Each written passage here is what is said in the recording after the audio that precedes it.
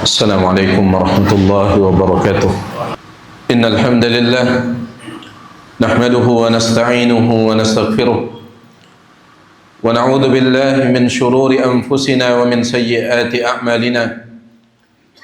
من يهده الله فلا مضل له ومن يضلل فلا هادي له. وأشهد أن لا إله إلا الله وحده لا شريك له وأشهد أن محمدا عبده ورسوله. أما بعد، فقد قال الله تعالى في كتابه الكريم: يا أيها الذين آمنوا اتقوا الله حق تقاته ولا تموتن إلا وأنتم مسلمون. وقال النبي صلى الله عليه وسلم في حديثه: فإن أصدق الحديث كتاب الله وخير الهدي هدي محمد صلى الله عليه وسلم وشر الأمور محدثاتها فإن كل محدثة بدعة وكل بدعة ضلالة وكل ضلالة في النار. Ma'asyiral muslimin, jamaah salat Jumat rahimani wa rahimakumullah. Segala puji dan syukur kita haturkan kepada Allah Subhanahu wa taala yang dengan segala kenikmatannya hari ini kita masih bernafas berjumpa dengan hari yang paling mulia. Sebagaimana sabda Nabi sallallahu alaihi wasallam, "Inna min afdali ayyamikum yaumal jumu'ah." Sesungguhnya hari kalian yang paling mulia adalah hari Jumat. Falhamdulillah alladzi bi ni'matihi tatimmus shalihat. Ma'asyiral muslimin, jamaah salat Jumat rahimani wa rahimakumullah. Di dalam kitabnya Ihya Ulumuddin, Al-Imam Al-Ghazali rahimahullahu taala membuat sebuah perumpamaan yang sangat patut untuk kita sama-sama renungkan. Beliau mengatakan, ada seseorang yang dia melihat sebuah tanaman berduri dan beracun baru saja tumbuh di halaman rumahnya. Namun bukannya ia langsung mencabutnya, tetapi malah ia membiarkannya dan mengatakan besok saja, besok saja.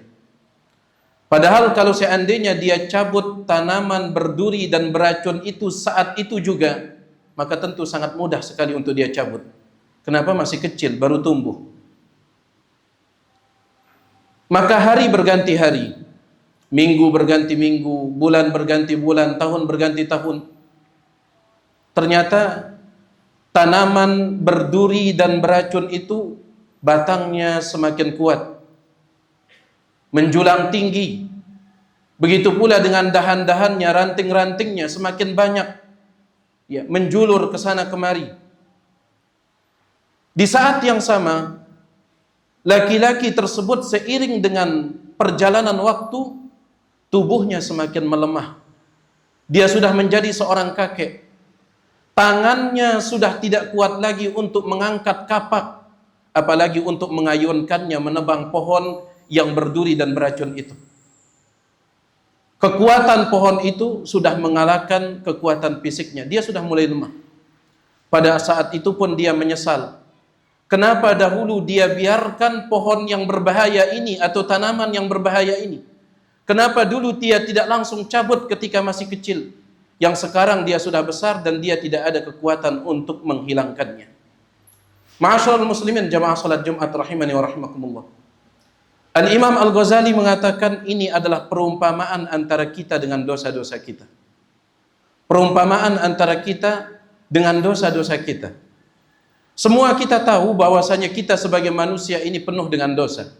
Kullu bani Adam khata'. Semua manusia itu banyak berbuat kesalahan. Tinggal masalahnya sekarang adalah apa kewajiban kita? Kewajiban kita adalah ketika kita jatuh dalam sebuah kesalahan, apalagi untuk pertama kalinya, maka kewajiban kita adalah segera mencabut kesalahan itu. Segera menghilangkannya, jangan ditunda-tunda. Karena kalau ditunda-tunda, maka dosa tersebut akan menjadi seperti pohon berduri beracun yang akan tumbuh besar, kemudian akarnya menancap di dalam hati. Sehingga saat itu sulit untuk melepaskan diri. Suatu contoh misalkan, seorang pejabat, dia ingin melakukan korupsi untuk pertama kalinya. Dia ingin mengambil uang yang bukan haknya. Untuk pertama kalinya dia ingin coba-coba mengambil hanya 100 ribu saja. Seandainya dia bertaubat langsung pada saat itu, mengucapkan astagfirullah, kemudian dia kembalikan lagi uang itu, insya Allah dengan izin Allah dia tidak akan jatuh dalam kesalahan yang sama. Akan tetapi kalau seandainya dia mengatakan, cuman 100 ribu. Bulan pertama dia mengambil 100 ribu. Bulan kedua bisa jadi nambah 200 ribu. Bulan ketiga bisa jadi nambah 500 ribu. 1 tahun 1 juta. 5 tahun 5 juta. Bisa jadi 10 tahun menjabat dia berani korupsi 1 miliar, bahkan 1 triliun. Pada saat sudah seperti itu, mungkin tidak dia untuk bertaubat. Mungkin saja, akan tetapi sulit. Gaya hidupnya sudah berubah. Dia sudah suka dengan hal-hal yang mahal. Untuk kembali lagi hidup sederhana sulit. Kenapa? Karena dia menunda-nunda. Dia membiarkan tanaman berduri beracun itu untuk tumbuh. Begitu pula sebagian saudara-saudara, terutama para pemuda, mungkin dia coba-coba untuk melihat video pornografi, membuka video wanita yang membuka aurat. Kalau seandainya itu percobaan pertama, kemudian langsung dia istighfar, dia langsung tutup channel tersebut, dia langsung tutup YouTube tersebut, video tersebut, maka insya Allah dengan izin Allah dia tidak akan kembali melakukannya. Namun kalau seandainya dia lihat video yang satu, kemudian setelah itu dia tambah video yang satunya, bahkan sampai dia simpan filenya, maka sulit baginya untuk kemudian bertaubat nantinya. Ma'asyiral muslimin rahimani wa rahimakumullah. Begitu pula dengan dosa-dosa yang lainnya. Kewajiban kita di saat jatuh pertama kalinya adalah segera mencabut diri dari dosa tersebut dan mencabut dosa itu dari diri kita. Sebelum dosa itu mengakar dalam hati kita, karena kalau dia sudah mengakar, maka sulit untuk dihilangkan. Dikatakan oleh Al-Imam Mudhar Al-Qari rahimahullahu ta'ala, lanahtul jibali bil adhafiri hatta tanqati al-awsal ahwanu min izalatil hawa idha tamakkana fin nufus. Beliau mengatakan, sesungguhnya memahat gunung, memotong-motong gunung dengan menggunakan jari jemari kita, sampai jari jemari kita semuanya patah, memotong-motong gunung dengan jari jemari sampai semua jari kita patah, itu lebih ringan, lebih mudah daripada menghilangkan hawa nafsu ketika dia sudah menancap di dalam hati. Sulit. Oleh karena itu, ma'asyiral muslimin rahimani wa rahimakumullah, jangan sampai kita seperti kakek itu, yang kemudian dia menyesal ketika seluruh tubuhnya sudah melemah. Kenapa dahulu dia tidak mencabut pohon yang berbahaya itu ketika pohon itu masih kecil? Ma'asyiral muslimin rahimani wa rahimakumullah. Al-Imam Ibnul Qayyim rahimahullahu ta'ala menjelaskan bahwasanya kewajiban seorang hamba di hadapan dosa itu ada dua. Kewajiban yang pertama adalah bertaubat dari dosa itu. Dan kewajiban yang kedua, bersegera bertaubat dari dosa itu. Apabila seseorang dia jatuh dalam sebuah dosa, kemudian dia tunda-tunda taubatnya, maka nanti ketika dia ingin bertaubat, dia membutuhkan dua taubat, kata Ibnul Qayyim. Taubat yang pertama, taubat dari dosa tersebut. Taubat yang kedua adalah taubat dari dosa, menunda-nunda taubat. Karena itu juga merupakan dosa. Aqulu qawli hadza wa astaghfirullah li wa lakum.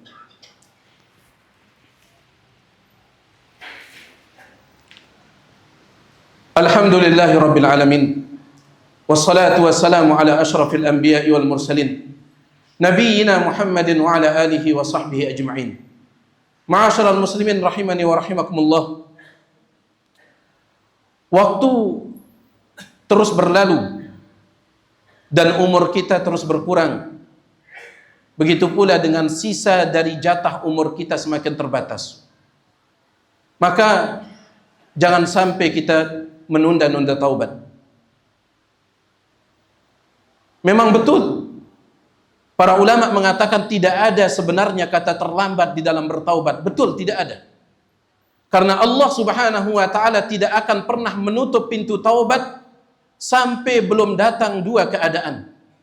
Keadaan yang pertama, yang sifatnya individu, yang sifatnya masing-masing orang, personal, yaitu sampai nyawanya itu belum sampai di tenggorokannya. Nabi SAW bersabda, innallaha yaqbalu taubatal abdi ma lam yugargir. Sesungguhnya Allah subhanahu wa ta'ala akan tetap menerima taubat seorang hamba sebelum nyawanya sampai di tenggorokannya. Sedangkan keadaan yang kedua, yang sifatnya umum, merata, yaitu sebelum matahari terbit dari arah tenggelamnya. Nabi SAW bersabda, la tanqati'ul hijratu hatta tanqati'at taubah. Syariat hijrah tidak akan pernah terputus sampai pintu taubat tertutup. Wala tanqati'ut taubatu hatta tatlu asy-syamsu min maghribiha. Dan taubat tidak akan tertutup sampai matahari terbit dari arah tenggelamnya. Betul, sekali lagi tidak ada kata terlambat di dalam bertaubat, tapi ingat, menunda-nunda taubat akan semakin mempersulit kita untuk taubat. Inna Allah malaikatahu yusalluna ala nabi ya ayyuhalladzina amanu sallu alaihi wa sallimu taslima. Allahumma salli ala Muhammad wa ala ali Muhammad kama sallaita ala Ibrahim wa ala ali Ibrahim innaka Hamidum Majid. Wa barik ala Muhammad wa ala ali Muhammad kama barakta ala Ibrahim wa ala ali Ibrahim innaka Hamidum Majid. Allahumma ighfir lil muslimina wal muslimat wal mu'minina wal mu'minat al ahya'i minhum wal amwat innaka sami'un qaribun mujibud da'awat. Allahumma ati nufusana taqwaha wa zakkiha anta khairu man zakkaha anta waliyuha wa maulaha. Allahumma rahmataka narju fala takilna ila anfusina tarfata ain. Rabbana atina fid dunya hasanah wa fil akhirati hasanah wa qina adzaban nar. Subhana rabbika rabbil izzati amma yasifun wa salamun alal mursalin walhamdulillahi rabbil alamin.